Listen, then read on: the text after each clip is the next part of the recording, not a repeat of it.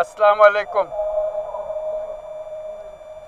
আজকে দেশের নেতৃবৃন্দকে সঙ্গে নিয়ে জাতির যে গুরুত্বপূর্ণ দায়িত্ব পালন করতে আমরা এসেছি, আল্লাহ তার জন্য আমাদের জন্য রহমত বর্ষণ করছেন। আল্লাহর রহমত নিয়ে আমি এই ঘোষণাপত্র পাঠ করব। বিসমিল্লাহির রহমানির রহিম। যেহেতু উপনিবেশ বিরোধী লড়াইয়ের সুদীর্ঘকালের ধারাবাহিকতায় এই ভূখণ্ডের মানুষ দীর্ঘ 23 বছর পাকিস্তানের স্বৈরশাসকদের বঞ্চনা ও শোষণের বিরুদ্ধে রুখে দাঁড়িয়েছিল এবং নির্বিচার গণহত্যার বিরুদ্ধে গণপ্রতিরোধ গড়ে 1971 সালে 26শে মার্চ স্বাধীনতা ঘোষণা করে রক্তক্ষয়ী মুক্তিযুদ্ধের মাধ্যমে জাতীয় মুক্তির লক্ষ্যে বাংলাদেশ রাষ্ট্র প্রতিষ্ঠা করেছিল। এবং যেহেতু বাংলাদেশের আপামর জনগণ দীর্ঘ আন্দোলন সংগ্রামের মধ্য দিয়ে এই ভূখণ্ডে স্বাধীনতার ঘোষণাপত্রে বিবৃত সাম্য, মানবিক মর্যাদা, সামাজিক সুবিচারের ভিত্তিতে উদার গণতান্ত্রিক রাষ্ট্র বিনির্মাণের আকাঙ্ক্ষাকে বাস্তবায়নের জন্য সর্বোচ্চ ত্যাগ স্বীকার করেছে, এবং যেহেতু স্বাধীন বাংলাদেশের 1972 সালের সংবিধান প্রণয়ন পদ্ধতি এর কাঠামোগত দুর্বলতা ও অপপ্রয়োগের ফলে স্বাধীনতা পরবর্তী আওয়ামী লীগ সরকার মুক্তিযুদ্ধের জন আকাঙ্ক্ষা পূরণে ব্যর্থ হয়েছিল এবং গণতন্ত্র ও রাষ্ট্রীয় প্রতিষ্ঠানগুলোর কার্যকারিতা ক্ষুণ্ণ করেছিল। এবং যেহেতু স্বাধীনতা পরবর্তী আওয়ামী লীগ সরকার স্বাধীনতার মূল মন্ত্র গণতান্ত্রিক শাসন ব্যবস্থার বিপরীতে বাকশাল নামে সাংবিধানিকভাবে একদলীয় শাসন ব্যবস্থা কায়েম করে এবং মত প্রকাশ ও বিচার বিভাগের স্বাধীনতা হরণ করে, যার প্রতিক্রিয়ায় 1975 সালের 7ই নভেম্বর দেশের সিপাহী জনতার ঐক্যবদ্ধ বিপ্লব সংগঠিত হয় এবং পরবর্তী সময়ে একদলীয় বাকশাল পদ্ধতির পরিবর্তে বহুদলীয় গণতন্ত্র, মত প্রকাশ ও বিচার বিভাগের স্বাধীনতা পুনঃপ্রবর্তনের পথ সুগম হয়। এবং যেহেতু 80-র দশকে সামরিক স্বৈরশাসনের বিরুদ্ধে দীর্ঘ 9 বছর ছাত্র জনতার অবিরাম সংগ্রামের মধ্য দিয়ে 1990 সালে গণ অভ্যুত্থান সংগঠিত হয় এবং 91 সনে পুনরায় সংসদীয় গণতান্ত্রিক শাসন ব্যবস্থার প্রবর্তন করা হয়।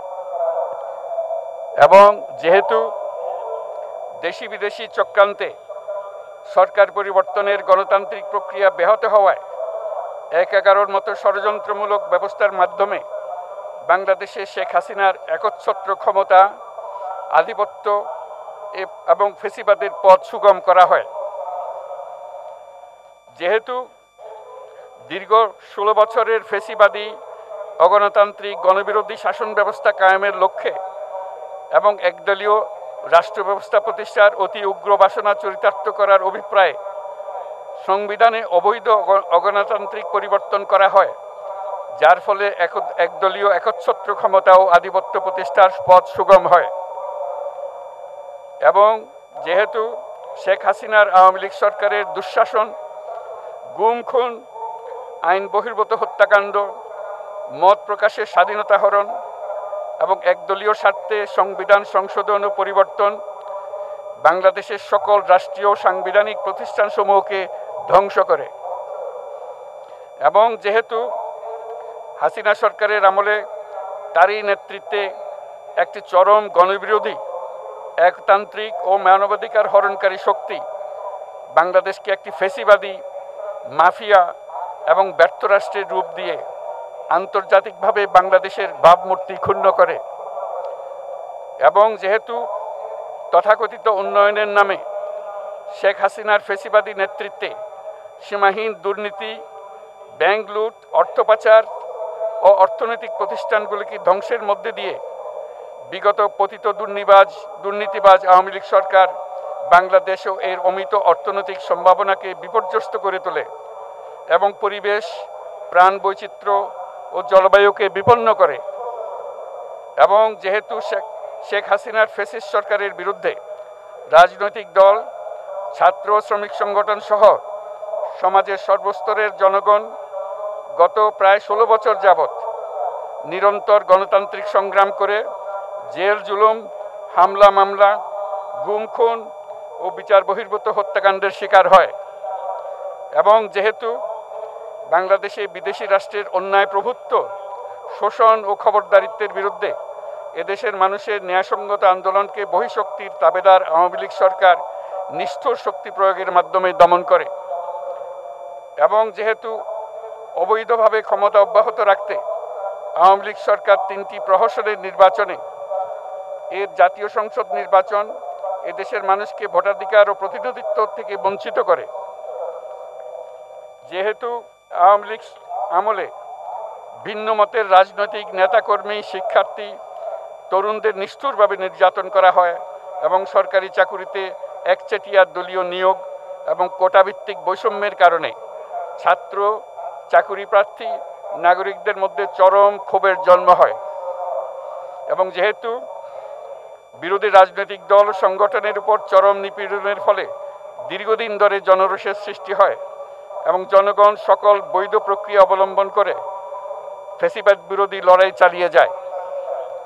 এবং যেহেতু সরকারি চাকরিতে বৈষম্যমূলক কোটা ব্যবস্থা বিলোপ ও দুর্নীতি প্রতিরোধে বৈষম্য বিরোধী ছাত্র আন্দোলন চলাকালে আওয়ামী লীগ সরকার কর্তৃক ব্যাপক দমন পীড়ন, বর্বর অত্যাচার, মানবতা বিরোধী হত্যাকাণ্ড চালানো হয়, যার ফলে সারা দেশে দলমত নির্বিশেষে ছাত্র জনতার উত্তাল গণবিক্ষোভ গণ অভ্যুত্থানের রূপ নেয়।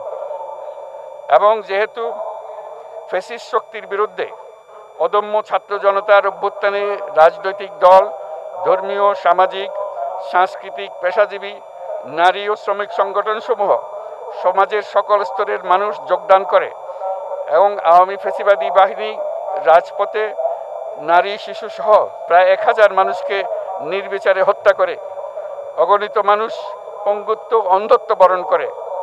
আন্দোলনের চূড়ান্ত পর্যায়ে সামরিক বাহিনীর সদস্যগণ জনগণের গণতান্ত্রিক লড়াইকে সমর্থন প্রদান করে।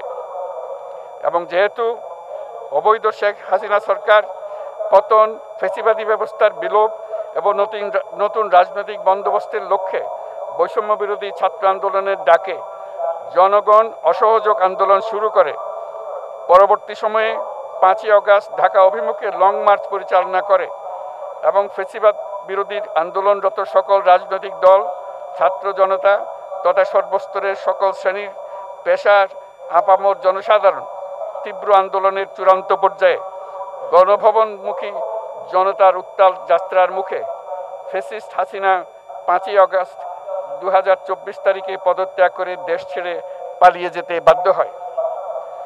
এবং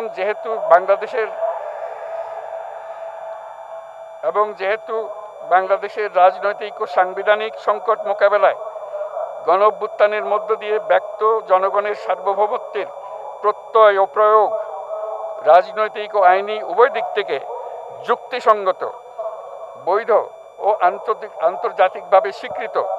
এবং যেহেতু জনগণের দাবি অনুযায়ী এরপর অবৈধ দ্বাদশ জাতীয় সংসদ ভেঙে দেওয়া হয় এবং সংবিধানের 106 অনুচ্ছেদ অনুসারে সুপ্রিম কোর্টের মতামতের আলোকে সাংবিধানিকভাবে ডক্টর মোহাম্মদ ইউনূসের নেতৃত্বে 8ই আগস্ট 2024 তারিখে একটি অন্তর্বর্তীকালীন সরকার গঠন করা হয়।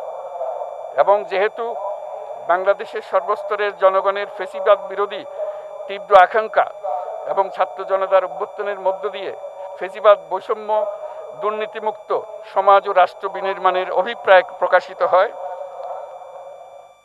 সেই হেতু বাংলাদেশের জনগণ সুশাসন ও সুষ্ঠু নির্বাচন, ফ্যাসিবাদী শাসনের পুনরাবৃত্তি রোধ, আইনের শাসন, অর্থনৈতিক ও সামাজিক ন্যায় বিচার নিশ্চিত করার লক্ষ্যে নিয়মতান্ত্রিক উপায়ে বিদ্যমান সংবিধান ও সকল রাষ্ট্রীয় সাংবিধানিক প্রতিষ্ঠানের গণতান্ত্রিক সংস্কার সাধনের অভিপ্রায় ব্যক্ত করে।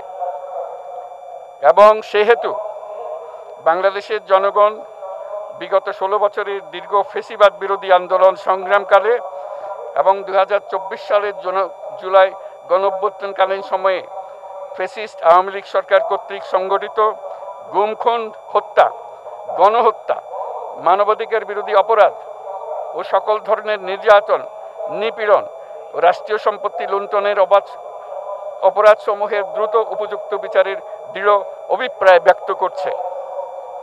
সেহেতু বাংলাদেশের জনগণ জুলাই জনগণের সকল শহীদদের জাতীয় বীর হিসেবে ঘোষণা করে শহীদদের পরিবার, আহত যোদ্ধা এবং আন্দোলনকারী ছাত্র জনতাকে প্রয়োজনীয় সকল আইনি সুরক্ষা দেওয়ার অভিপ্রায় ব্যক্ত করেছে। এবং সেহেতু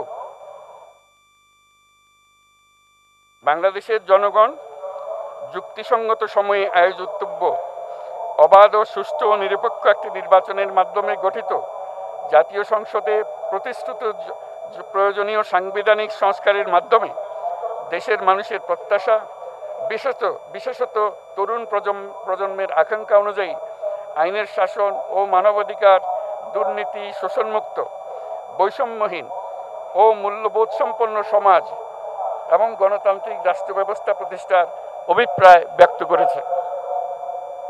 এবং সেহেতু বাংলাদেশের জনগণ এই প্রত্যাশা ব্যক্ত করছে যে একটি পরিবেশ ও জলবায়ু সহিষ্ণু, অন্তর্ভুক্তিমূলক, টেকসই উন্নয়ন কৌশলের মাধ্যমে বর্তমান ও ভবিষ্যৎ প্রজন্মের অধিকার সংরক্ষিত হবে।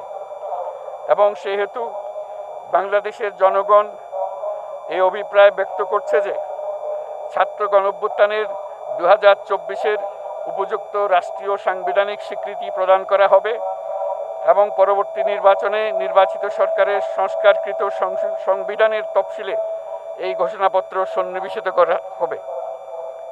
এবং 5ই আগস্ট 2024 সালে গণঅভ্যুত্থানে বিজয়ী বাংলাদেশের জনগণের আকাঙ্ক্ষার প্রতিফলন হিসেবে এই ঘোষণা প্রণয়ন করা হলো। জাতির সার্বিক মঙ্গল কামনা করে আমি জুলাই ঘোষণাপত্র আপনাদের সবার সামনে উত্থাপন করলাম। আল্লাহ সকলের জন্য মঙ্গল দান করুন, জাতির জন্য মঙ্গল নিয়ে আসুক। সবাইকে ধন্যবাদ। আল্লাহ হাফেজ।